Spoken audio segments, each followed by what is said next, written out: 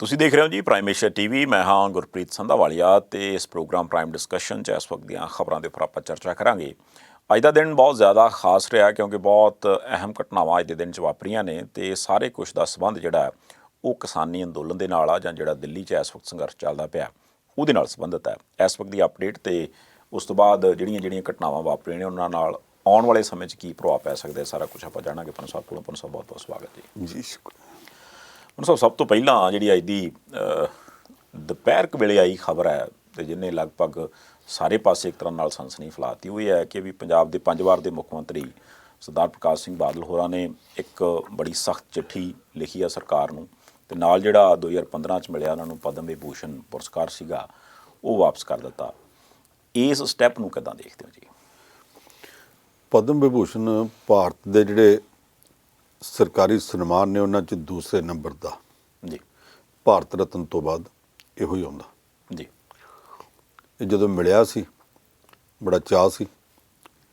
ਹੁਣ ਅੱਜ ਜਦੋਂ ਵਾਪਸ ਕਰਨਾ ਪਿਆ, ਹਾਲਾਤ ਜਿਸ ਤਰ੍ਹਾਂ ਦੇ ਸਾਨੂੰ ਸਾਰਿਆਂ ਨੂੰ ਪਤਾ ਜੀ। 2 ਮਹੀਨਿਆਂ ਤੋਂ ਉੱਪਰ ਹੋ ਗਏ ਐਜੀਟੇਸ਼ਨ ਚੱਲਦੀ ਨੂੰ ਕਿਸਾਨਾਂ ਦੀ ਨੂੰ। ਕੇਂਦਰ ਸਰਕਾਰ ਅਜੇ ਤੱਕ ਕਿਸੇ ਕਿਸਮ ਦਾ ਕੋਈ ਪੱਲਾ ਨਹੀਂ ਸੀ ਫੜਾ ਰਹੀ। ਪਹਿਲਾਂ ਬਾਦਲ ਅਕਾਲੀ ਦਲ ਦੇ ਉੱਤੇ ਦੋਸ਼ ਲੱਗਦਾ ਸੀ ਕਿ ਕੇਂਦਰ ਸਰਕਾਰ 'ਚ ਕਿਉਂ ਬੈਠੇ ਜੀ। ਉਸ ਪੜਾਅ ਦੇ ਉੱਤੇ ਬਾਦਲ ਅਕਾਲੀ ਦਲ ਤੋਂ ਕੁਝ ਗਲਤੀਆਂ ਵੀ ਹੋਈਆਂ ਸੀ ਔਰ ਇੱਕ ਹੱਦ ਤੱਕ ਬੀਬੀ ਕਿਉਂਕਿ ਕੇਂਦਰੀ ਮੰਤਰੀ ਸੀ ਉਹ ਵੀ ਕੁਝ ਜਿੱਦਾਂ ਕਰਦੀ ਰਹੀ। ਪਰ ਜਦੋਂ ਅਕਾਲੀ ਦਲ ਨੇ ਅਸਤੀਫਾ ਦੇ ਦਿੱਤਾ, ਕੇਂਦਰ ਸਰਕਾਰ ਦੇ ਵਿੱਚੋਂ ਬੀਬੀ ਅਸਤੀਫਾ ਦੇ ਆਈ, ਫਿਰ ਅਕਾਲੀ ਦਲ ਕਿਸਾਨਾਂ ਨਾਲ ਤੁਰ ਪਿਆ। ਉਦੋਂ ਬਾਅਦ ਫਿਰ ਪਿਛਲੀਆਂ ਗੱਲਾਂ ਛੱਡ ਦੇਈਆਂ, ਫਿਰ ਇਹ ਵੇਖੀਦਾ ਕਿ ਹੁਣ ਉਹ ਕਿੱਥੇ ਨੇ ਜੀ। ਇਸ ਵੇਲੇ ਕਈਆਂ ਨਾਲ ਕਈ ਕਿਸਮ ਦੇ ਮਤਭੇਦ ਹੋ ਸਕਦੇ ਆ ਜੀ। ਪਰ ਜਦੋਂ ਇੱਥੇ ਆ ਜਾਈਏ ਕਿ ਇੱਕ ਸਾਂਝਾ ਸੰਘਰਸ਼ ਲੜਨਾ ਪੰਜਾਬ ਦੇ ਲੋਕਾਂ ਨੇ, ਫਿਰ ਇਹ ਨਹੀਂ ਵੇਖੀਦਾ ਫਲਾਣੇ ਨੇ ਫਲਾਣੇ ਵੇਲੇ ਆਹ ਕੀਤਾ ਜੀ। ਫਿਰ ਇਹ ਵੇਖੀਦਾ ਕਿ ਕਿੰਨੇ ਲੋਕ ਨਾਲ ਆ ਰਹੇ। ਜੇ ਇਹੋ ਬਾਦਲ ਦੂਸਰੇ ਪਾਸੇ ਖਲੋ ਜਾਣ ਫਿਰ ਜ਼ਿਆਦਾ ਚੰਗਾ ਹੋਊ। ਹੁਣ ਜੋ ਵਾਪਸ ਆ ਗਏ, ਭਾਵੇਂ ਲਹਿਰ ਇਸ ਵੇਲੇ ਤੱਕ ਕਿਸਾਨਾਂ ਦੇ ਆਪਣੇ ਆਗੂਆਂ ਦੀ ਅਗਵਾਈ ਚੱਲਦੀ ਹੈ, ਇਹ ਅਜੇ ਤੱਕ ਰਾਜਨੀਤਿਕ ਲਹਿਰ ਨਹੀਂ ਜੀ। ਉਹਨਾਂ ਕਿਸੇ ਇੱਕ ਵੀ ਪਾਰਟੀ ਦਾ ਬੰਦਾ ਆਪਣੀ ਸਟੇਜ 'ਤੇ ਨਹੀਂ ਬੋਲਣ ਦਿੱਤਾ, ਨਾ MP, ਨਾ MLA, ਨਾ ਮੰਤਰੀ, ਨਾ ਮੁੱਖ ਮੰਤਰੀ, ਨਾ ਕੋਈ ਸਾਬਕਾ ਮੁੱਖ ਮੰਤਰੀ, ਕੋਈ ਨਹੀਂ ਬੋਲਣ ਦਿੱਤਾ ਜੀ। ਗੈਰ ਸਿਆਸੀ ਰੱਖ ਕੇ ਆਪਣੀ ਲੜਾਈ ਜੋ ਚਲਾਉਂਦੇ ਪਏ ਤੇ ਉਹ ਵਧੀਆ ਚਲਾਉਂਦੇ ਪਏ। ਪਰ ਜੇ ਪਾਸੇ ਤੋਂ 4 ਜਣੇ ਉਹਨਾਂ ਦੀ ਹਮਾਇਤ ਵਿੱਚ ਬੋਲਦੇ ਆ, ਉਹਨਾਂ ਦੀ ਹਮਾਇਤ ਵਿੱਚ ਕੋਈ ਕਦਮ ਚੁੱਕਦੇ ਆ, ਉਹਦਾ ਸਵਾਗਤ ਕਰਨਾ ਚਾਹੀਦਾ ਕਿਉਂਕਿ ਜਿੰਨੀ ਇਹ ਲਹਿਰ ਵਧੇਗੀ, ਜਿੰਨੇ ਉਹਨਾਂ ਦੀ ਹਮਾਇਤ ਵਿੱਚ ਆਉਣ ਵਾਲੇ ਲੋਕ ਹੋਣਗੇ। ਜੀ। 2 ਦਿਨ ਪਹਿਲਾਂ ਸਾਡੇ ਪੰਜਾਬ ਦੇ ਖਿਡਾਰੀਆਂ ਨੇ, ਪਹਿਲਵਾਨ ਕਰਤਾਰ ਸਿੰਘ ਵਿਸ਼ਵ ਚੈਂਪੀਅਨ, ਰਾਜਵੀਰ ਕੌਰ ਸਾਡੇ ਹਾਕੀ ਦੇ ਵਿੱਚ ਉਹਦਾ ਬਹੁਤ ਉੱਚਾ ਨਾਂ ਜੀ। ਇਹ ਸਾਰੇ ਲੋਕ, ਸੱਜਣ ਸਿੰਘ ਚੀਮਾ, ਬਾਕੀ ਵੀ ਹੁਣ ਮੈਂ ਕਿਹਦੇ ਨਾਂ ਗਿਣਾਵਾਂ, ਇਹਨਾਂ ਸਾਰਿਆਂ ਨੇ ਆਖਿਆ ਕਿ ਸਾਨੂੰ ਜਿੰਨੇ ਹੁਣ ਤੱਕ ਅਵਾਰਡ ਮਿਲੇ ਸਨ ਅਸੀਂ ਸਾਰੇ ਵਾਪਸ ਕਰ ਦੇਣੇ ਜੀ। ਕਿ ਜਦ ਸਾਡੇ ਪੰਜਾਬ ਨਾਲ, ਪੰਜਾਬ ਦੇ ਲੋਕਾਂ ਨਾਲ, ਪੰਜਾਬ ਦੇ ਕਿਸਾਨਾਂ ਨਾਲ ਏਡਾ ਵੱਡਾ ਧੱਕਾ ਹੋ ਰਿਹਾ ਤੇ ਕਦੇ ਮੌਕਾ ਇੱਦਾਂ ਦਾ ਆਉਂਦਾ ਫਿਰ ਜਦੋਂ ਖੂਨ ਉਬਾਲਾ ਖਾਂਦਾ ਕਿ ਫਿਰ ਅਸੀਂ ਇਹਨਾਂ ਅਵਾਰਡਾਂ ਦਾ ਕਰੀਏ ਕੀ? ਇਹ ਚੱਟਣ ਰੱਖੇ ਨੇ ਕਾਹਦੇ ਰੱਖੇ? ਕੀ ਫਾਇਦਾ? ਇਹ ਮੋੜ ਦਿਓ। ਇਹ ਗੱਲਾਂ ਫਿਰ ਕਦੇ ਮਨ 'ਚ ਆ ਜਾਂਦੀਆਂ ਨੇ। ਹਾਲਾਂਕਿ ਜਿਹੜੀ ਜ਼ਿਆਦਤੀ ਹੋ ਰਹੀ ਆ ਇਕੱਲੇ ਪੰਜਾਬ ਦੇ ਲੋਕਾਂ ਨਾਲ ਨਹੀਂ, ਸਮੁੱਚੇ ਭਾਰਤ ਦੇ ਕਿਸਾਨਾਂ ਨਾਲ ਜੀ। ਪਰ ਇਹ ਦਿਸਦੀ ਇੱਥੇ ਇਸ ਕਰਕੇ ਆ ਕਿ ਯੂਪੀ ਜਿਹੜਾ ਹਿੰਦੁਸਤਾਨ ਦਾ ਸਭ ਤੋਂ ਵੱਡਾ ਸੂਬਾ, ਉਹ ਤਾਂ ਪਹਿਲੇ ਉਹਨਾਂ ਰਗੜਿਆ।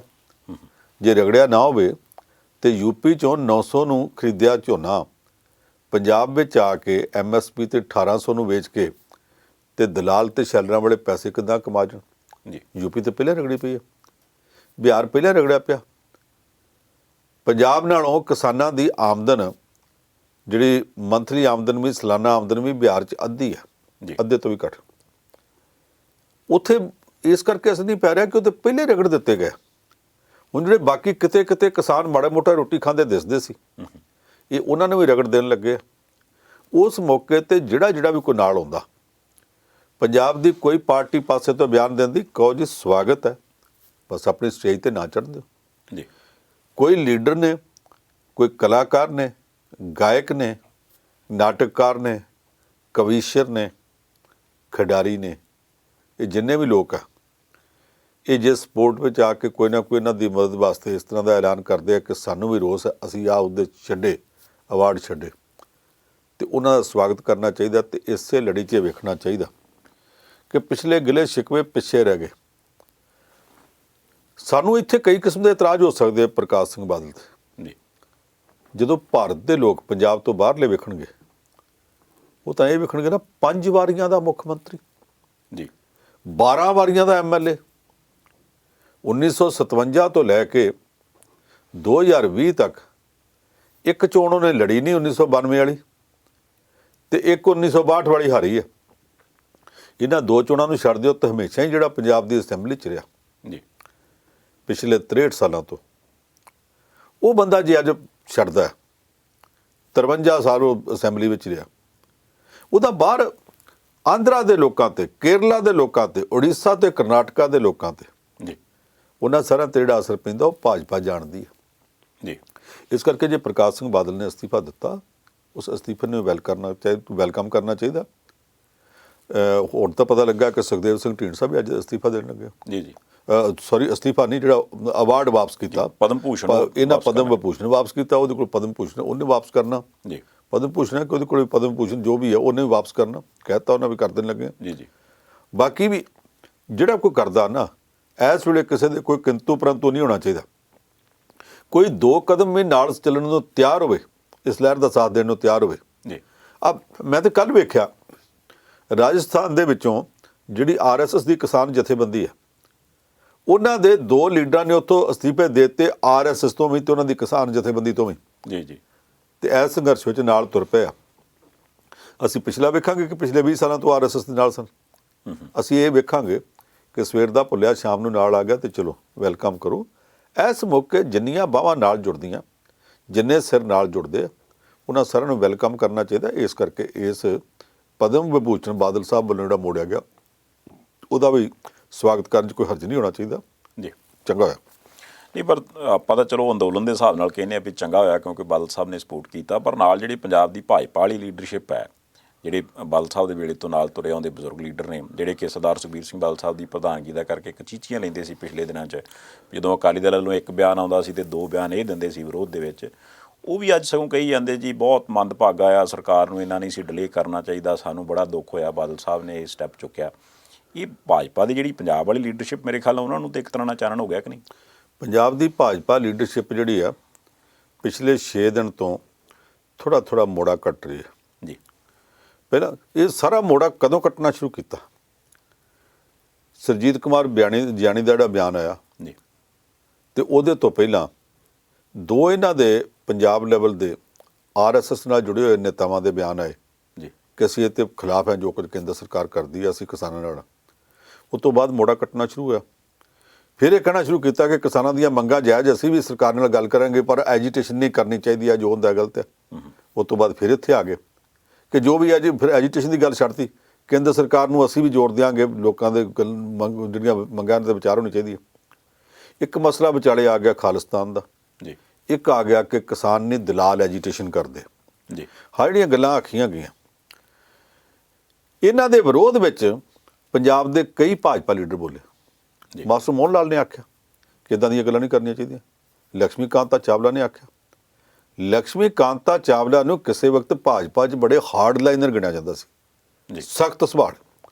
ਉਹ ਅੱਜ ਕਹਿੰਦੀ ਹੈ ਕਿ ਕਿਸਾਨਾਂ ਦੀ ਐਜੀਟੇਸ਼ਨ ਹੈ ਤਾਂ ਤੁਸੀਂ ਖਾਲਿਸਤਾਨ ਦਾ ਫੱਟਾ ਕਿਉਂ ਲਾਉਂਦੇ ਆ ਜੀ, ਤੁਸੀਂ ਕਿਉਂ ਇਹਨਾਂ ਨੂੰ ਖਾਲਿਸਤਾਨੀ ਕਹਿ ਕੇ ਬਦੋ ਬਦੀ ਇਹਨਾਂ ਨੂੰ ਚੜਾਉਂਦੇ ਪਏ ਆ? ਕਿਸਾਨਾਂ ਨੂੰ ਕਿਸਾਨ ਦੇ ਤੌਰ ਤੇ ਡੀਲ ਕਰੋ, ਇਹਦੇ ਵਿੱਚ ਖਾਲਿਸਤਾਨੀ ਕਿੱਥੋਂ ਤੁਹਾਨੂੰ ਦਿਸ ਪਏ? ਜੀ ਜੇ ਉਹ ਵੀ ਇਸ ਗੱਲ ਤੇ ਆ ਗਈ ਹੈ, ਬਾਕੀ ਲੋਕ ਵੀ ਕਹਿੰਦੇ ਆ ਕਿ ਇਹਨਾਂ ਨੂੰ ਖਾਲਿਸਤਾਨੀ ਜਾਂ ਇਹਨਾਂ ਨੂੰ ਦਲਾਲ ਕਹਿਣਾ ਗਲਤ ਹੈ, ਤੇ ਇਹਦਾ ਮਤਲਬ ਕਿ ਭਾਜਪਾ ਦੇ ਲੀਡਰਾਂ ਨੂੰ ਜਿਸ ਤਰ੍ਹਾਂ ਉਹਨਾਂ ਦੇ ਘਰਾਂ ਦਾ ਘਰਾਓ ਕੀਤਾ ਗਿਆ, ਕਿਸਾਨਾਂ ਨੇ ਪਿਕਟਿੰਗ ਕੀਤੀ, ਉਹ ਸਾਰੇ ਕੁਝ ਨਾ ਕੁਝ ਅਸਰ ਪਿਆ ਵਾ। ਉਸ ਅਸਰ ਨੂੰ ਨੋਟ ਕਰਨਾ ਚਾਹੀਦਾ, ਤੇ ਉਹ ਅਸਰ ਪਿਆ ਨਹੀਂ, ਅਜੇ ਲਗਾਤਾਰ ਪੈ ਰਿਹਾ ਜੀ। ਔਰ ਤੁਹਾਡੀ ਜਾਣਕਾਰੀ ਲਈ, ਕੰਗਣਾ ਰਣੌਤ ਨੇ ਜੋ ਕੁਝ ਆਖਿਆ ਜੀ, ਉਹਦਾ ਸਮੁੱਚੇ ਪੰਜਾਬੀਆਂ ਵਿਰੋਧ ਕੀਤਾ, ਸਾਡੇ ਕਲਾਕਾਰਾਂ ਨੇ ਵੀ, ਜਿਨ੍ਹਾਂ ਨੇ ਕੱਲ੍ਹ ਨੂੰ ਬਾਲੀਵੁੱਡ ਦੇ ਵਿੱਚ ਫਿਲਮਾਂ 'ਚ ਵੀ ਸ਼ਾਇਦ ਇਕੱਠਿਆਂ ਕੰਮ ਕਰਨਾ ਹੋਵੇ, ਕਰਨਾ ਪੈ ਸਕਦਾ ਕਿਸੇ ਮੋੜ 'ਤੇ ਜੀ, ਉਹਨਾਂ ਨੇ ਵੀ ਆਪਣਾ ਕਰੀਅਰ ਜਿਹੜਾ ਉਹ ਦਾਅ 'ਤੇ ਲਾ ਕੇ, ਦਲਜੀਤ ਦੋਸਾਂਝ ਵਰਗਿਆਂ ਨੇ ਵੀ ਬਹੁਤ ਕੌੜਾ ਫਿੱਕਾ ਉਹਨੂੰ ਬੋਲਿਆ ਕਿ ਸਾਡੀਆਂ ਮਾਵਾਂ ਭੈਣਾਂ ਬਾਰੇ ਇੱਦਾਂ ਦੀਆਂ ਗੱਲਾਂ ਕਰਨ ਵਾਲੀ ਕੌਣ ਹੁੰਦੀ ਹੈ ਜੀ। ਉਹ ਹੁਣ ਇਹ ਕਹਿੰਦੇ ਤੂੰ ਸਾਡੀਆਂ ਮਾਵਾਂ ਭੈਣਾਂ ਬਾਰੇ ਗੱਲ ਕਿਉਂ ਕੀਤੀ? ਉਹ ਕਹਿੰਦੀ ਦਿੱਲੀ 'ਚ ਜਿੱਦਾਂ ਦੰਗੇ ਕਰਾਏ, ਉਹ ਕਹਿੰਦਾ ਦਿੱਲੀ ਦੰਗੇ ਦੀ ਗੱਲ ਹੀ ਨਹੀਂ, ਗੱਲ ਤਾਂ ਇਹ ਹੈ ਕਿ ਤੂੰ ਸਾਡੀਆਂ ਮਾਵਾਂ ਭੈਣਾਂ ਬਾਰੇ ਆਖਿਆ, ਇਹ ਤੁਹਾਨੂੰ ਪਤਾ ਨਹੀਂ ਲੱਗਦਾ ਦਿੱਲੀ 'ਚ ਦੰਗੇ ਕਰਾਏ। ਉਹ ਫਿਰ ਅਗਰ ਉਹਨਾਂ ਲੋਕਾਂ ਨੇ ਵੀ ਆਖਿਆ, ਮੈਂ ਕਹਿੰਦਾ ਜਿੰਨਿਆਂ ਵੀ ਆਖਿਆ ਨਾ, ਇਹ ਸਾਰੇ ਕੁਝ ਨਾ ਕੁਝ ਅਸਰ ਆਪੋ ਆਪਣੀ ਥਾਂ ਤੇ ਛੱਡਦੇ ਆ। ਔਰ ਅਸੀਂ ਵੇਖੀਏ ਕਿ ਇਹ ਮੋੜਾ ਕੱਟ ਰਹੀ ਆ ਪੰਜਾਬ ਦੀ ਭਾਜਪਾ, ਔਰ ਇਹਨਾਂ ਦੇ ਵੇਖੋ ਵੇਖੀ ਆ ਜਿੰਨੇ ਕਲਾਕਾਰ ਆਸਿਓਂ ਪਾਸਿਓਂ ਜਿੰਨੇ ਲੋਕ ਬੋਲੇ ਆ ਜੀ, ਉਹਦਾ ਅਸਰ ਪੰਜਾਬ ਦੀ ਭਾਜਪਾ ਤੇ ਵੀ ਪੈ ਰਿਹਾ। ਭਾਜਪਾ ਆਪਣੇ ਆਪ ਨੂੰ ਪੰਜਾਬ 'ਚ ਫਸਿਆ ਮਹਿਸੂਸ ਕਰਦੀ ਹੈ। ਜਿਹੜੇ 117 ਸੀਟਾਂ ਲੜਨ ਦੀਆਂ ਗੱਲਾਂ ਕਰਦੇ ਸੀ, ਹੁਣ ਉਹ ਇਹ ਸੋਚਦੇ ਹੋਣਗੇ ਕਿ ਪੱਲੇ ਤੇ 17 ਵੀ ਨਹੀਂ ਪੈਂਦੀਆਂ ਜਾਪਦੀਆਂ, ਫਿਰ ਚਾਨਣ ਹੁੰਦਾ। ਅੱਛਾ ਬੰਸ ਸਾਹਿਬ, ਇੱਕ ਚੀਜ਼ ਹੋਰ ਇੱਥੇ ਜ਼ਿਕਰ ਕਰਨ ਵਾਲੀ ਉਹ ਇਹ ਹੈ ਕਿ ਅੱਜ ਜਦੋਂ ਆਪਾਂ ਇਸ ਵਕਤ ਗੱਲਾਂ ਕਰਦੇ ਪਏ ਹਾਂ, ਉਹ ਮੀਟਿੰਗ ਅਜੇ ਵੀ ਜਾਰੀ ਹੈ। ਉਹਦੇ ਚੋਂ ਕੀ ਰਿਜ਼ਲਟ ਆਉਂਦਾ ਹੈ ਤਾਂ ਚਲੋ ਬਾਅਦ 'ਚ ਪਤਾ ਲੱਗੂਗਾ, ਪਰ ਮੀਟਿੰਗ ਦੇ ਵਿੱਚ ਕੁਝ ਚੀਜ਼ਾਂ ਜਿਹੜੀਆਂ ਨਵੀਆਂ ਨੇ, ਮੈਂ ਚਾਹੁੰਦਾ ਆਪਾਂ ਅਪਡੇਟਸ ਜ਼ਰੂਰ ਜ਼ਿਕਰ ਕਰ ਦਈਏ ਵੀ ਇੱਕ ਤਾਂ ਕੱਲ੍ਹ ਨਾਲੋਂ ਜਥੇਬੰਦੀਆਂ ਦੀ ਗਿਣਤੀ ਵੱਧ ਗਈ, ਅਤੇ ਇੱਕ ਜਿੱਦਾਂ ਦਾ ਕਿਸਾਨਾਂ ਦਾ ਅੱਜ ਉੱਥੇ ਰੌਂ ਰਿਹਾ ਉਹ ਜ਼ਰੂਰ ਦੱਸੀਏ। ਦੇਖੋ, ਪ੍ਰੋਗਰਾਮ ਸ਼ੁਰੂ ਕਰਨ ਲੱਗਾ ਸਾਡੇ ਕੋਲ ਖਬਰਾਂ ਆਈਆਂ, ਤੁਹਾਨੂੰ ਯਾਦ ਹੈ 3 ਦਿਨ ਪਹਿਲਾਂ ਸਾਨੂੰ ਕਿਸੇ ਨੇ ਇੱਕ ਨੇ ਇਹ ਸਵਾਲ ਪਾਇਆ ਸੀ, ਕਦੇ ਤੁਸੀਂ 32 ਜਥੇਬੰਦੀਆਂ ਦੇ ਆਖਦੇ, ਕਦੇ 28, ਕਦੇ 29 ਜੀ, ਅਤੇ ਅਸੀਂ ਇੱਕ ਦਿਨ ਪਹਿਲਾਂ ਇਹ ਦੱਸਿਆ ਸੀਗਾ ਕਿ ਜਥੇਬੰਦੀਆਂ ਵੱਧਦੀਆਂ ਘਟਦੀਆਂ, ਆਮ ਤੌਰ 'ਤੇ ਜਥੇਬੰਦੀਆਂ ਲਗਾਤਾਰ ਵੱਧ ਰਹੀਆਂ ਨੇ। ਹਰ ਰੋਜ਼ ਇੱਕ ਅੱਧੀ ਜਥੇਬੰਦੀ ਨਾਲ ਰਲਦੀ ਹੈ ਜੀ। ਜੇ ਪਹਿਲਾਂ ਪੰਜਾਬ ਦੀਆਂ ਸੀ ਉਹ 31 ਸੀ, 31 ਚੋਂ 28 ਇਕੱਠੀਆਂ ਸਨ, ਫਿਰ ਬਾਅਦ ਵਿੱਚ 31 ਹੋਈਆਂ, ਫਿਰ 32 ਹੋਈਆਂ, ਫਿਰ 32 ਤੋਂ 35 ਹੋਈਆਂ, 36 ਹੋਈਆਂ, ਫਿਰ ਜਿਹੜੀ ਮੀਟਿੰਗ ਹੋਈ ਆ 2 ਦਿਨ ਪਹਿਲਾਂ ਉਹ 'ਚ 35 ਗਈਆਂ। 35 ਇਸ ਕਰਕੇ ਹੋ ਗਈਆਂ ਸਨ ਕਿ ਉਹਦੇ ਨਾਲ ਯੂਪੀ 'ਚ ਜਿਹੜੇ ਕਿਸਾਨ ਆਏ ਸੀ ਉਹਨਾਂ ਦੀ ਜਥੇਬੰਦੀ ਦਾ ਲੀਡਰ ਵੀ ਤਾਂ ਬੈਠਣਾ ਸੀ ਨਾ। ਜੀ ਜੀ। ਹੁਣ ਰਾਜਸਥਾਨ ਵਾਲਾ ਵੀ ਤਾਂ ਬੈਠਣਾ ਨਾ, ਇਸ ਕਰਕੇ ਅੱਜ ਉਹਨਾਂ ਦੀ ਗਿਣਤੀ ਜਿਹੜੀ ਹੈ 40 ਲੈ ਕੇ ਪਹੁੰਚ ਗਈ। ਜੀ, ਜੇ ਇਸ ਤਰ੍ਹਾਂ ਪਹੁੰਚ ਰਹੀ ਹੈ, ਹੋ ਸਕਦਾ ਕੱਲ੍ਹ ਤੱਕ ਦੂਸਰੇ ਸੂਬਿਆਂ ਦੇ ਮੱਧ ਪ੍ਰਦੇਸ਼ ਦਾ ਜਥਾ ਤੁਰਿਆ, ਜੇ ਉਹ ਆ ਜਾਂਦੇ ਨੇ ਤੇ ਉਹਨਾਂ ਦਾ ਲੀਡਰ ਵੀ ਨਾਲ ਬਿਠਾਉਣਾ ਪਊ, ਫਿਰ 40 ਤੋਂ 41 ਵੀ ਹੋ ਸਕਦੇ, 45 ਵੀ ਹੋ ਸਕਦੇ। ਜਥੇਬੰਦੀਆਂ ਵੱਧ ਰਹੀਆਂ ਨੇ ਤੇ ਅੱਜ ਹੋਰ ਵਧੀਆ। ਦੂਸਰੀ ਗੱਲ ਜਿਹੜੀ ਪ੍ਰੋਗਰਾਮ ਸ਼ੁਰੂ ਕਰਨ ਲੱਗਾ ਸਾਨੂੰ ਪਤਾ ਲੱਗੀ ਉਹ ਇਹ ਕਿ ਕਿਸਾਨ ਅੱਜ ਪੂਰੀ ਤਰ੍ਹਾਂ ਸਖਤ ਰੌਂ ਵਿੱਚ ਨੇ। ਸਰਕਾਰ ਪਹਿਲਾਂ ਵਰਗੇ ਸਖਤ ਰੌਂ ਵਿੱਚ ਨਹੀਂ, ਅੰਦਰੋਂ ਭਾਵੇਂ ਸਖਤ ਹੋਵੇ, ਬਾਹਰੀ ਤੌਰ ਤੇ ਵਿਖਾਵਾ ਕਰ ਰਹੀ ਹੈ ਕਿ ਅਸੀਂ ਤਾਂ ਜੀ ਬੜੀ ਹਮਦਰਦੀ ਨਾਲ ਗੱਲਬਾਤ ਕਰਦੇ ਪਏ ਜੀ। ਉਸ ਗੱਲਬਾਤ ਦੇ ਵਿੱਚ ਪਰਸੋਂ ਤਾਂ ਜਦੋਂ ਇਹ ਕਿਸਾਨ ਲੀਡਰ ਗਏ ਤੇ ਉਹਨਾਂ ਨੇ ਅਫਸਰਾਂ ਨੂੰ ਕਹਿ ਦਿੱਤਾ ਜੀ ਤੁਸੀਂ ਆਪਣੇ ਕਾਨੂੰਨਾਂ ਦੇ ਫਾਇਦੇ ਗਿਣਾਓ ਜੀ, ਤੇ ਫਿਰ ਖਿੱਚ ਗਏ ਇਸ ਗੱਲ ਤੋਂ ਵੀ ਇਹ ਤੁਹਾਡੇ ਤੋਂ ਫਾਇਦੇ ਸੁਣਨਾ ਹੈ। ਉਹ ਤਾਂ ਤੁਸੀਂ ਮੋਦੀ ਸਾਹਿਬ ਵੀ ਬਹੁਤ ਗਿਣਾਈ ਜਾਂਦੇ ਰੋਜ਼ ਭਾਸ਼ਣ ਤੇ ਭਾਸ਼ਣ, ਠਾਪ ਭਾਸ਼ਣ ਮਾਰੀ ਜਾਂਦੇ ਨੇ, ਅਸੀਂ ਭਾਸ਼ਣ ਸੁਣ ਥੋੜ੍ਹਾ ਹੈ। ਅੱਜ ਇਹੋ ਜਿਹੀ ਕੋਈ ਗੱਲ ਨਹੀਂ ਹੋਈ। ਅੱਜ ਕੱਲੀ ਮੱਦ ਤੇ ਵਿਚਾਰ ਹੋਈ। ਕਿਸਾਨਾਂ ਨੇ ਜਾਣ ਤੋਂ ਪਹਿਲਾਂ 8 ਮੰਗਾਂ ਲਿਖ ਕੇ ਭੇਜਤੀਆਂ। ਪਹਿਲੀ ਮੰਗ ਕਿ ਇਹ ਕਾਨੂੰਨ ਰੱਦ ਕਰੋ, ਦੂਜੀ ਇਹ ਕਿ ਲਿਖਤੀ ਗਰੰਟੀ ਦਿਓ ਕਿ ਘੱਟੋ ਘੱਟ ਖਰੀਦ ਕੀਮਤ MSP ਜਾਰੀ ਰਹੇਗੀ। ਇਹਦੇ ਨਾਲ ਗਿਣ ਕੇ ਜਿਹੜੀਆਂ ਕਿਸਾਨਾਂ ਨੂੰ ਅੱਧੇ ਰੇਟ ਤੇ ਡੀਜ਼ਲ ਮਿਲੇਗਾ, ਉਹ ਸਾਰੀਆਂ ਮੰਗਾਂ ਸਵਾਮੀਨਾਥਨ ਕਮਿਸ਼ਨ ਦੀ ਰਿਪੋਰਟ ਲਾਗੂ ਕਰੋ, ਉਹ ਸਾਰੀਆਂ ਲਿਖ ਕੇ 8 ਮੰਗਾਂ ਘੱਲਤੀਆਂ ਸੀ। ਜਦੋਂ ਉੱਥੇ ਗਏ ਇੱਕ ਮੰਗ ਤੇ ਇੱਕ ਆਈਟਮ ਦੇ ਉੱਤੇ ਦੋਵਾਂ ਤਰ੍ਹਾਂ ਦੀ ਵਿਚਾਰ ਹੋਈ। ਉਸ ਵਿਚਾਰ ਵਟਾਂਦਰੇ ਦਾ ਜਿਹੜਾ ਪਹਿਲਾ ਦੌਰ ਚੱਲਿਆ, ਸਾਡਾ ਪ੍ਰੋਗਰਾਮ ਸ਼ੁਰੂ ਹੋਣ ਤੋਂ ਕੋਈ 15 ਕੁ ਮਿੰਟ ਪਹਿਲਾਂ ਦੀ ਗੱਲ ਹੈ, ਉਹ ਰਿਪੋਰਟ ਆਈ ਕਿ ਪਹਿਲਾ ਜਿਹੜਾ ਦੌਰ ਸੀ ਉਹ ਕੁਝ ਪੋਜ਼ੀਟਿਵ ਰਿਹਾ, ਪਰ ਉਸ ਪੋਜ਼ੀਟਿਵਿਟੀ ਦੇ ਵਿੱਚ ਗੱਲਬਾਤ ਦੀ ਪੋਜ਼ੀਟਿਵਿਟੀ ਸੀ, ਸਕਾਰਾਤਮਕ ਸੀਗਾ, ਪਰ ਸਕਾਰਾਤਮਕ ਹੁੰਦਿਆਂ ਵੀ ਸਿਰਫ ਗੱਲਬਾਤ ਦੇ ਵਿੱਚ ਸਕਾਰਾਤਮਕ ਸੀ ਜੀ। ਪੈਂਤੜੇ ਵੱਲੋਂ ਸਰਕਾਰ ਨੇ ਅਜੇ ਕੋਈ ਨਰਮੀ ਨਹੀਂ ਵਿਖਾਈ। ਦੁਪਹਿਰੇ ਪਿਛਲੀ ਵਾਰ ਜਦੋਂ ਗਏ ਸੀ ਤੇ 8 ਘੰਟਿਆਂ ਦੀ ਮੀਟਿੰਗ ਹੋਈ ਸੀ ਤੇ ਖਾਣਾ ਸਰਕਾਰ ਦਾ ਦਿੱਤਾ, ਸਾਰਿਆਂ ਖਾਧਾ ਸੀ, ਸਰਕਾਰ ਨੇ ਮੰਗਵਾ ਲਿਆ, ਸਾਰਿਆਂ ਨੇ ਮੀਟਿੰਗ ਵਾਸਤੇ ਖਾ ਲਿਆ ਜੀ। ਅੱਜ ਕਿਸਾਨਾਂ ਨੇ ਇਹ ਅੜੀ ਕਾਇਮ ਰੱਖੀ ਕਿ ਜਦੋਂ ਲੰਚ ਬ੍ਰੇਕ ਹੋਈ, ਪਹਿਲਾ ਦੌਰ ਚੱਲ ਗਿਆ ਤੇ ਉਹਨਾਂ ਨੇ ਆਖਿਆ ਜੀ ਆਜੋ ਖਾਣਾ ਖਾ ਲਈਏ। ਇਹਨੇ ਆਖਿਆ ਤੁਹਾਡਾ ਧੰਨਵਾਦ, ਤੁਸੀਂ ਆਪਣਾ ਖਾਓ ਸਰਕਾਰੀ, ਅਸੀਂ ਆਪਣਾ ਮੰਗਾਇਆ। ਲੰਗਰ 'ਚੋਂ ਮੰਗਾ ਕੇ ਇਹਨਾਂ 'ਚ ਕੁਝ ਆਪਣੇ ਨਾਲ ਲੈ ਕੇ ਗਏ ਸਨ ਜੀ। ਫਰਸ਼ ਦੇ ਉੱਤੇ ਬਹਿ ਕੇ ਜਿਵੇਂ ਪੰਗਤ ਵਿੱਚ ਸੰਗਤ ਖਾਂਦੀ ਹੈ ਉਸ ਤਰ੍ਹਾਂ ਇਹਨਾਂ ਨੇ ਆਪਣਾ ਖਾਣਾ ਖਾਧਾ। ਸਰਕਾਰ ਨੂੰ ਇਹ ਵੀ ਕੰਨ ਹੋ ਗਏ। ਅੱਛਾ, ਪਰਸੋਂ ਦੀ ਮੀਟਿੰਗ ਵਿੱਚ ਵੀ ਜੀ ਸਾਰੀ ਮੀਟਿੰਗ ਕਰਕੇ ਇਹ ਉਠਾਏ ਸਨ ਤੇ ਜਦੋਂ ਮੰਤਰੀ ਨੇ ਆਖਿਆ ਕਿ ਚਾਹ ਬਣੀ, ਚਾਹ ਦਾ ਕੱਪ ਪੀ ਕੇ ਜਾਓ, ਇਹਨੇ ਆਖਿਆ ਤੁਹਾਡੀ ਚਾਹ ਨਹੀਂ ਹੈ ਪੀਣੀ। ਪਰਸੋਂ ਚਾਹ ਛੱਡੀ ਸੀ, ਅੱਜ ਖਾਣਾ ਵੀ ਛੱਡਤਾ, ਤਾਂ ਕਿ ਸਰਕਾਰ ਨੂੰ ਇਹ ਪਤਾ ਲੱਗ ਜਾਵੇ ਕਿ ਅਸੀਂ ਇਹੋ ਜਿਹੀਆਂ ਗੱਲਾਂ ਨਾਲ ਪਤਿਆਏ ਜਾਣ ਵਾਲੇ ਨਹੀਂ। ਜਿਸ ਤਰ੍ਹਾਂ ਦਾ ਇਹਨਾਂ ਨੇ ਸਖਤ ਰੌਂ ਅੱਜ ਕਿਸਾਨਾਂ ਨੇ ਵਿਖਾਇਆ, ਔਰ ਜਿਵੇਂ ਕੱਲੀ ਮਦਦ ਤੇ ਸਰਕਾਰ ਨੇ ਵਿਚਾਰ ਕੀਤੀ ਹੈ, ਉਹ 'ਚੋਂ ਕਈ ਲੋਕਾਂ ਨੂੰ ਆਸ ਹੈ ਕਿ ਸ਼ਾਇਦ ਕੋਈ ਪੋਜ਼ੀਟਿਵ ਗੱਲ ਨਿਕਲ ਆਵੇ, ਪਰ ਜਿਹੜੀ ਅੰਦਰ ਦੀਆਂ ਗੱਲਾਂ ਨਿਕਲਦੀਆਂ ਉਹ ਇਹ ਕਿ ਇਹ ਕਿਉਂਕਿ ਮੰਤਰੀ ਬੈਠੇ ਹੋ ਨੇ ਜਿਨ੍ਹਾਂ ਦੇ ਆਪਣੇ ਵੱਸ ਕੋਈ ਨਹੀਂ। ਮੰਤਰੀਆਂ ਦਾ ਵੱਡਾ ਮੰਤਰੀ, ਸਭ ਤੋਂ ਉੱਪਰਲਾ ਮੰਤਰੀ, ਪ੍ਰਧਾਨ ਮੰਤਰੀ, ਉਹ ਕਹਿੰਦਾ ਤੇ ਆਪਣੇ ਆਪ ਨੂੰ ਪ੍ਰਧਾਨ ਸੇਵਕ ਹੈ ਜੀ, ਪਰ ਉਹ ਪ੍ਰਧਾਨ ਸੇਵਕ ਇਹੋ ਜਿਹਾ ਕਿ ਉਹਦੇ ਸਾਹਮਣੇ ਬਾਕੀ ਸਾਰੀ ਸੰਗਤ ਦੇ ਵਿੱਚੋਂ ਕੋਈ ਉਹਦੇ ਸਾਹਮਣੇ ਅੱਖ 'ਚ ਅੱਖ ਪਾ ਕੇ ਗੱਲ ਕਰਨਾ ਤਾਂ ਕੀ ਹੈ, ਸਿਰ ਚੁੱਕ ਕੇ ਵੀ ਗੱਲ ਕਰਨ ਜੋਗਾ ਕੋਈ ਨਹੀਂ, ਸਾਰੇ ਨੀਵੀਂ ਪਾ ਕੇ ਉਹਦੇ ਨਾਲ ਗੱਲ ਕਰਦੇ। ਇਹ ਇੱਥੇ ਜਾ ਕੇ ਕਿਸਾਨਾਂ ਨਾਲ ਕੋਈ ਸਹਿਮਤੀ ਕਰਕੇ ਚਲੇ ਵੀ ਜਾਣ, ਉੱਥੇ ਜਾ ਕੇ ਇਹਨਾਂ ਦੀ ਦੱਸਣਾ ਬਹੁਤ ਔਖਾ ਹੋਣਾ। ਇਸ ਕਰਕੇ ਬਹੁਤੇ ਦੀ ਆਸ ਨਹੀਂ ਰੱਖੀ ਜਾ ਸਕਦੀ। ਅੱਜ ਕਿਉਂਕਿ ਕਹਿੰਦੇ ਆ ਕਿ ਅਮਿਤ ਸ਼ਾਹ ਵੀ ਨਾਲ ਦੇ ਕਮਰੇ 'ਚ ਹੀ ਆ, ਲਗਾਤਾਰ ਇਨ ਟੱਚ ਹੈ ਵੀ ਅੰਦਰ ਕੀ ਹੋ ਰਿਹਾ। ਸ਼ਾਇਦ ਉਹ ਅੱਗੋਂ ਵੱਡੇ ਸਾਹਿਬ ਨਾਲ ਇਨ ਟੱਚ ਹੋਵੇ, ਕੁਝ ਨਾ ਕੁਝ ਇਸ ਗੱਲ ਤੋਂ ਆਸ ਰੱਖਦੇ, ਪਰ ਮੈਂ ਅਜੇ ਬਹੁਤੀ ਆਸ ਨਹੀਂ ਰੱਖਦਾ। ਘੱਟੋ ਘੱਟ ਅੱਜ ਦੀ ਮੀਟਿੰਗ ਵਿੱਚ ਤਾਂ ਕੁਝ ਨਹੀਂ ਮੁੱਕਣਾ। ਇਹ ਜਿੰਨਾ ਮਸਲਾ ਲਮਕ ਗਿਆ ਔਰ ਜਿੰਨਾ ਮਾਹੌਲ ਵਿਗੜ ਚੁੱਕਾ ਜੀ, ਇਹਦੇ ਵਾਸਤੇ ਜੇ ਸੰਭਾਲਣਾ ਵੀ ਹੋਇਆ ਤੇ 2 4 5 ਮੀਟਿੰਗਾਂ ਕਰਨੀਆਂ ਪੈ ਸਕਦੀਆਂ। ਚਲੋ ਇੰਨਾ ਕਿ ਅੱਜ ਜਿਹੜੇ ਪਹਿਲੇ ਸੰਕੇਤ ਆਏ ਸਿਖਾਵੇਪਣ ਦੇ, ਉਹਨੂੰ ਅਸੀਂ ਵੈਲਕਮ ਕਰ ਸਕਦੇ ਹਾਂ। ਪਰ ਇੱਕ ਪਰਸੋਂ ਦਾ ਪ੍ਰੋਗਰਾਮ ਵੀ ਤਾਂ ਦਿੱਤਾ ਜੀ ਕਿਸਾਨ ਜਥੇਬੰਦੀਆਂ ਨੇ, ਕਿਉਂਕਿ ਉਹਨਾਂ ਨੂੰ ਵੀ ਪਤਾ ਵੀ ਹੌਲੀ ਹੌਲੀ ਸਰਕਾਰ ਇੱਕ ਮੀਟਿੰਗ ਦੂਜੀ ਮੀਟਿੰਗ, ਜਿੱਦਾਂ ਤੋਮਰ ਸਾਹਿਬ ਜਦੋਂ ਵੀ ਬਾਹਰ ਆ ਕੇ ਬੋਲਦੇ ਹੋ ਕਹਿੰਦੇ ਤੀਸਰੇ ਦੌਰ ਕੀ ਮੀਟਿੰਗ ਹੋਗੀ, ਚੌਥੇ ਦੌਰ ਕੀ ਮੀਟਿੰਗ ਕरेंगे। ਇਹਨਾਂ ਨੂੰ ਇਹ ਹੈ ਵੀ ਇਹ ਨਾ ਹੋਵੇ ਦੌਰ ਦੀ ਮੀਟਿੰਗ ਕਰਾਉਂਦੇ ਕਰਾਉਂਦੇ ਸਾਨੂੰ ਦੌਰੇ ਪਵਾ ਦੇਣਾ। ਤੇ ਉਹਨਾਂ ਨੇ 5 ਦਾ ਜਿਹੜਾ ਪ੍ਰੋਗਰਾਮ ਆ ਉਹ ਵੀ ਦੇਤਾ, ਸਮੁੱਚੇ ਦੇਸ਼ 'ਚ ਪੁਤਲੇ ਫੂਕਣ ਦਾ ਤੇ ਵਿਰੋਧ ਕਰਨ ਦਾ। ਦੌਰ ਦੀ ਮੀਟਿੰਗ ਨਾਲ ਦੌਰੇ ਇਕੱਲੇ ਨਾਲ ਨਹੀਂ ਪੈਣੇ, ਸਰਕਾਰ ਨੂੰ ਵੀ ਪੈਣੇ ਆ ਜੀ। 5 ਨੂੰ ਕਿਸਾਨਾਂ ਨੇ ਕਹਿਤਾ, 7 ਨੂੰ ਟਰਾਂਸਪੋਰਟ ਕਾਂਗਰਸ ਜਿਹੜੀ ਹਿੰਦੁਸਤਾਨ ਦੀ ਹੈ ਜੀ। ਉਹਦਾ ਕਾਂਗਰਸ ਪਾਰਟੀ ਨਾਲ ਕੋਈ ਸੰਬੰਧ ਨਹੀਂ। ਇੱਥੇ ਕਈ ਜਥੇਬੰਦੀਆਂ ਜਿਨ੍ਹਾਂ ਨਾਲ ਕਾਂਗਰਸ ਲੱਗਦਾ, all India trade union Congress ਹੈ ਜੀ, ਕਾਮਰੇਡਾਂ ਦੀ ਜਥੇਬੰਦੀ ਹੈ ਲੇਬਰ ਦੀ, ਉਹਦਾ ਕਾਂਗਰਸ ਪਾਰਟੀ ਨਾਲ ਕੋਈ ਸੰਬੰਧ ਨਹੀਂ। ਕਾਂਗਰਸ ਦਾ ਮਤਲਬ ਇਕੱਠ ਹੁੰਦਾ, ਕਾਂਗਰਸ ਪਾਰਟੀ ਵੱਖਰੀ ਚੀਜ਼ ਹੈ। ਜੀ। ਅਮਰੀਕਾ ਦੀ ਕਾਂਗਰਸ ਪਾਰਲੀਮੈਂਟ ਨੂੰ ਵੀ ਕਹਿੰਦੇ ਆ। ਜੀ। ਇੱਥੇ ਜਿਹੜੀ ਟਰਾਂਸਪੋਰਟ ਕਾਂਗਰਸ ਹੈ, ਆਲ ਇੰਡੀਆ ਟਰਾਂਸਪੋਰਟ ਕਾਂਗਰਸ, ਉਹਨਾਂ ਨੇ ਵੀ ਕਹਿ ਦਿੱਤਾ ਕਿ ਅਸੀਂ ਕਿਸਾਨਾਂ ਦੀ ਹਮਾਇਤ ਵਿੱਚ, ਇਹ ਨਹੀਂ ਕਿ ਆਪਣੀਆਂ ਮੰਗਾਂ ਲਈ, ਕਿਸਾਨਾਂ ਦੀ ਹਮਾਇਤ ਵਿੱਚ 7 ਤਰੀਕ ਨੂੰ ਹੜਤਾਲ ਕਰਾਂਗੇ। ਜਦੋਂ ਇਹ ਪਤਾ ਲੱਗੂਗਾ ਕਿ ਇੱਕ ਦਿਨ ਪੂਰੇ ਦਿਨ ਦੀ ਹੜਤਾਲ ਸਾਰੇ ਦੇਸ਼ ਦੇ ਟਰੱਕਾਂ ਦੀ ਵੀ ਹੋ ਜਾਣੀ ਹੈ, ਟਰਾਂਸਪੋਰਟ ਸਾਰੀ ਦੀ ਹੋ ਜਾਣੀ ਹੈ। ਇਹਨਾਂ ਗੱਲਾਂ ਨਾਲ ਸਰਕਾਰਾਂ ਬਾਹਰ ਭਾਵੇਂ ਮੰਨਣ ਜਾਂ ਨਾ ਮੰਨਣ, ਅੰਦਰੋਂ ਹਿਲਦੀਆਂ ਹੁੰਦੀਆਂ, ਕੁਝ ਨਾ ਕੁਝ ਤਾਂ ਹਿਲਣਾ ਪਏਗਾ। ਬਿਲਕੁਲ ਸਹੀ। ਅੱਛਾ, ਇੱਕ ਸਾਹਿਬ ਅੱਜ ਹੋਰ ਜਿਹੜੀ ਇੰਪੋਰਟੈਂਟ ਗੱਲ ਹੋਈ ਹੈ ਉਹ ਇਹ ਹੋਈ ਹੈ ਕਿ ਪੰਜਾਬ ਦੇ ਮੁੱਖ ਮੰਤਰੀ ਸਾਹਿਬ ਵੀ ਗਏ ਦਿੱਲੀ। ਅਮਿਤ ਸ਼ਾਹ ਹੋਰਾਂ ਨਾਲ ਅੱਧਾ ਘੰਟਾ ਉਹਨਾਂ ਨੇ ਵਿਚਾਰਾਂ ਕੀਤੀਆਂ, ਜਿਹਦੇ 'ਚ ਉਹ ਕਹਿੰਦੇ ਵੀ ਮੈਂ ਉਹਨਾਂ ਨੂੰ ਸਾਰੀ ਸਥਿਤੀ ਦੱਸਦੀ ਹੈ ਵੀ ਕੰਧ ਸਾਡੀ ਪਾਕਿਸਤਾਨ ਨਾਲ ਲੱਗਦੀ ਹੈ ਤੇ ਹਾਲਾਤ ਵਿਗੜਿਆਂ ਨੂੰ ਕਿੰਨੇ ਮਹੀਨੇ ਹੋ ਗਏ ਤੇ ਤੁਸੀਂ ਇਹਦਾ ਕੋਈ ਨਾ ਕੋਈ ਹੱਲ ਕਰ ਦਿਓ। ਨਾਲ ਉਹ ਕਹਿੰਦੇ ਵੀ ਮੈਂ ਆਪਣੇ ਸਟੇਟ ਦੇ ਹਾਲਾਤ ਵੀ ਦੱਸਦੇ ਵੀ ਆਰਥਿਕਤਾ ਤੇ ਪਹਿਲਾਂ ਹੀ ਡਾਵਾਂਡੋਲ ਸੀ, ਉੱਤੋਂ ਜੋ ਤੁਸੀਂ ਕਰਦੇ ਪਏ ਆ ਤੇ ਕੱਲ੍ਹ ਨੂੰ ਫਿਰ ਅਸੀਂ ਕਿੱਧਰ ਨੂੰ ਜਾਣਾ, ਇਹਦਾ ਕੋਈ ਹੱਲ ਕਰ ਦਿਓ। ਉਹਨਾਂ ਦੀ ਇਸ ਮੀਟਿੰਗ ਨੂੰ ਤੇ ਨਾਲ ਸੁਣਨ 'ਚ ਇਹ ਵੀ ਆਉਂਦਾ ਸ਼ਾਇਦ ਪ੍ਰਧਾਨ ਮੰਤਰੀ ਸਾਹਿਬ ਕੋਲੋਂ ਵੀ ਸਮਾਂ ਮੰਗਿਆ, ਉਹਨਾਂ ਦੇ ਗੇੜੇ ਨੂੰ ਕਿੱਦਾਂ ਦੇਖਦੇ ਹੋ? ਦੇਖੋ, ਪ੍ਰਧਾਨ ਮੰਤਰੀ ਕੋਲ ਜਾ ਕੇ ਸਾਡੇ ਮੁੱਖ ਮੰਤਰੀ ਤਾਂ ਸਿੱਧਾ ਸਿਰ ਚੁੱਕ ਕੇ ਗੱਲ ਕਰ ਸਕਦਾ। ਅਮਿਤ ਸ਼ਾਹ ਨਾਲ ਗੱਲ ਕੀਤੀ ਨਾ ਕੀਤੀ ਦਾ ਬਹੁਤਾ ਜ਼ਿਆਦਾ ਫਾਇਦਾ ਨਹੀਂ ਹੋਣਾ ਜੀ। ਸਮੱਸਿਆ ਫਿਰ ਉੱਥੇ ਆ ਜਾਂਦੀ ਹੈ। ਅਮਿਤ ਸ਼ਾਹ ਤਾਂ ਅੱਜ ਤੱਕ ਉਹ ਪ੍ਰਧਾਨ ਮੰਤਰੀ ਨੂੰ ਪ੍ਰਧਾਨ ਮੰਤਰੀ ਕਹਿੰਦੇ, ਉਹ ਤਾਂ ਸਾਹਿਬ ਜੀ ਕਹਿੰਦੇ ਆ।